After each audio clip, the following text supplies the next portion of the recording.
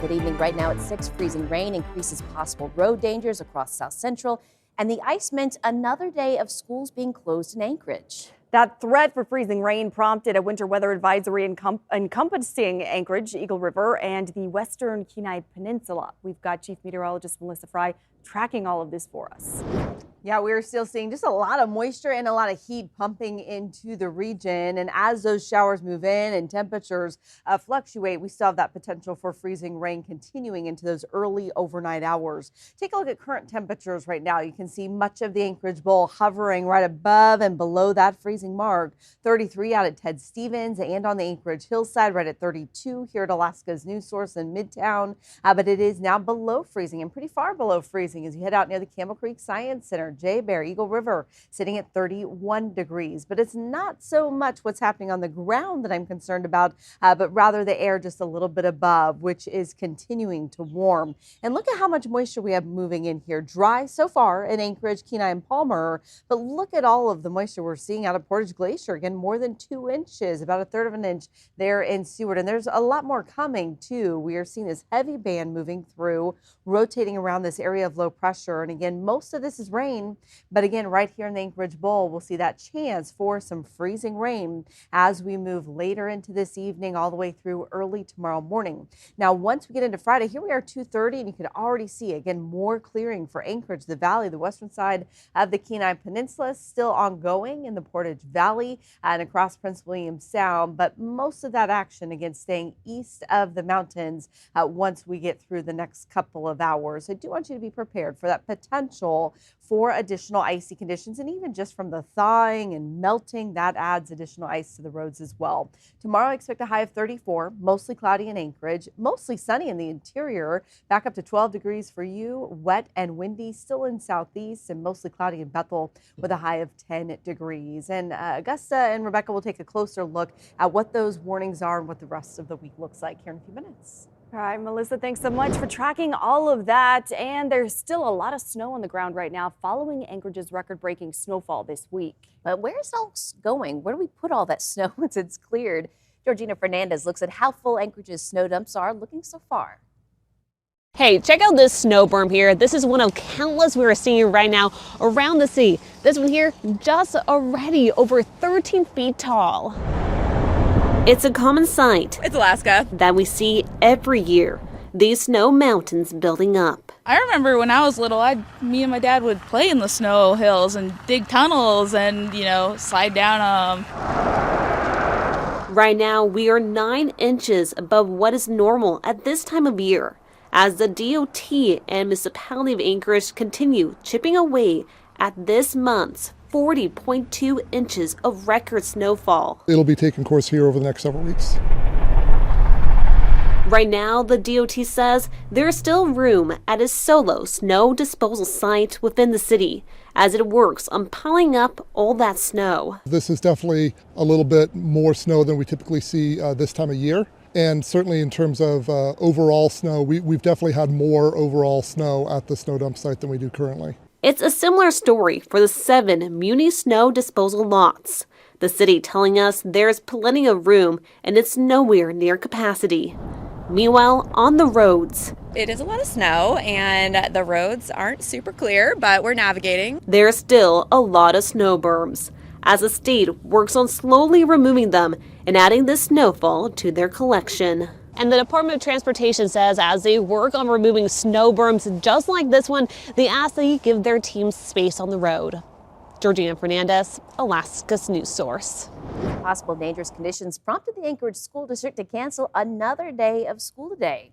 This makes the second weather-related closure this month today. And while some families stayed inside, others tried to find things to do safely. That includes sledding down hills and shoveling driveways. As you can imagine, snow and school cancellations did draw some mixed reactions at home. My favorite part is getting the actual money, and the worst part, probably actually shoveling. The first couple minutes. But you pushed through it. Mm-hmm. 'Cause I know it's all worth it at the end. So, it's kind of an inconvenience. Just, I think they could make it, but, they go to school right down the road, and it's something you have to deal with in Alaska. And the school district says it will update families next week on plans to make up those days off.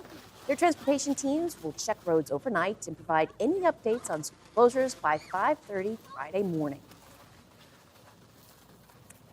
All right, and let's transition now. We are taking a look at the Department of Homeland Security. A government shutdown appears to have been avoided in Congress. That's after the White House and Senate Democrats struck a deal to not fund the Department of Homeland Security in the same bill which would have funded the government. This morning, Democrats and several Republicans voted to block that bill, but Senators Lisa Murkowski and Dan Sullivan were not among them. In Alaska, protesters outside the state capitol said they hoped the senators would not fund the department after the deaths of Renee Good and Alex Preddy. Those deaths by ICE and Border Patrol agents in Minneapolis. We're following this story closely, and we're going to update you with any new information as we get it. For more information on these topics, visit our website and mobile app. Now to an update on two killings in Anchorage. 39-year-old former correctional officer Jelani Blackshear has pleaded guilty to 2 counts of murder for the deaths of his wife, Rachel Blackshear, and his 14-year-old daughter, Jayla.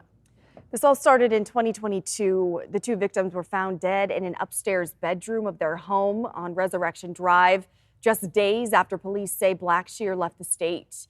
He was later arrested in New York. Blackshear was also accused of sexually abusing his daughter days before the shooting. Blackshear pleaded guilty to the murder charges and has agreed to 75 years for each. Remaining charges were dismissed in the plea agreement. Well, what's not debated is that Kendrick McFarland was shot while he was doing his job. McFarland was a security officer at Anchorage's Aurora Village Cars grocery store off Northern Lights and Benson Boulevard. He was hired as part of a program where receipts are checked before the shopper leaves the store. It was part of an increased security measure seen across Anchorage to catch shoplifters. Now, on September 7th of last year, officers responded to that Cars for a reported shooting and found McFarland with a gunshot wound to the upper body. Police said, quote, the suspect was detained. Now, since then, the Alaska Department of Law said that they could not disprove self-defense beyond a reasonable doubt, so no charges were filed. To better understand that decision, Alaska's News Source has filed open records requests for the surveillance video and police reports, and we will keep you updated. This full story is on our website now, and we'll have it tonight on the late edition. Alaska State Troopers are reporting a surge in impaired driving with 6 DUI contacts reported just this past week. And the troopers suggest that the shift in weather may be making it so some drivers are more reckless. Patrols remain a daily routine, and the public is urged to use the Ready Report system to report any dangerous behavior. That includes things like swerving or road rage. Troopers say to make sure you have a vehicle description when you call, license plate number, and location if possible. My first thing is if you're going to drink, I would have a plan. If you're going to the bar and you're going to a bar, your idea is probably to go to the bar and drink. So I'd probably Uber there or get a Uber back or have a friend come drop me off or whatever it is. The individual could figure out the logistics behind it. But my only strong suggestion is that that person do not drink and drive. Now, first-time DUI can cost upwards of $24,000 in Alaska. A third conviction within 10 years, that's a felony. Thanks for listening. Click subscribe so you can get the latest podcast from Alaska's News Source automatically.